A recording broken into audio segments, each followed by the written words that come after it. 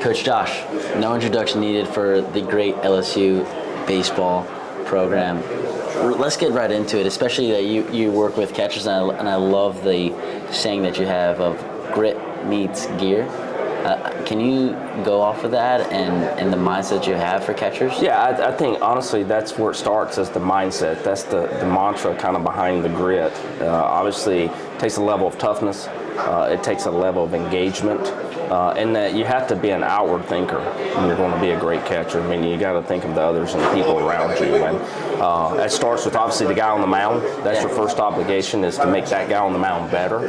But then also is understanding that you can't be a master at that position alone. Yeah. You can't have a great season. You can't have a winning season. Yeah. You can't have a national championship season unless you have a great catcher who also has some help in supporting those around him. And so from that standpoint, that's where the kind of, I guess, the grit mantra. Definitely. I mean, catchers are the backbone of baseball.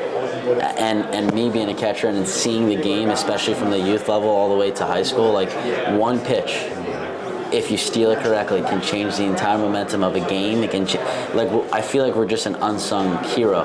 Yeah, for sure. Like I equate a lot of times to the offensive lineman analogy. When something goes bad, the quarterback gets sacked, the offensive lineman, everyone looks and says, "Oh, what broke down there?"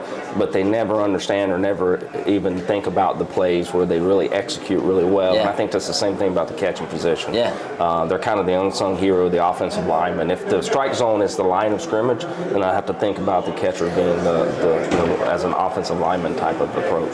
Last thing, I'm 10, 11, 12 years old, and I want to be a Tiger. Tell me, like, what do I have to do, like, on a daily basis, or whatever the case may be? Like, what is your program representing to go on to Omaha countless numbers of years? Well, I think to be a Tiger, one of the things we talk a lot about is being in the moment and controlling what you can control, and you can't control the outcome until you control yourself. And I think just how you approach the day-to-day is really, really important.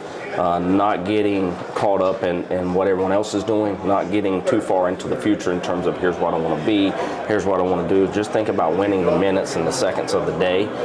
And then at night you look up and say, okay, how good was I today? And then recalibrate tomorrow. It's really that simple. Seize the moment. We don't talk a lot about Omaha, quite candidly. That's just, we talk a lot about the process and how to win each day and be as good as we can behind the plate from a catching standpoint.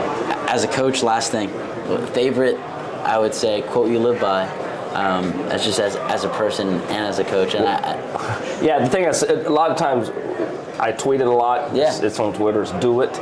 Do it. And really, there's a little bit of a self kind of personal meaning behind that. But do it to me is like, when you do it, like you're doing it. Like there's energy, there's enthusiasm. It's like, I'm going to, not, and I get to, not okay. Like it's all in. Like Love do that. it, man. Like go. Like, and that's just how I feel like you approach everything in life. And so from that standpoint, that's really my thing. Is I'm big into do it. That's awesome. Thank you, Coach, so much. I appreciate it. Thank you, man. Thanks for having me on. For sure. Appreciate it. For sure. Nope.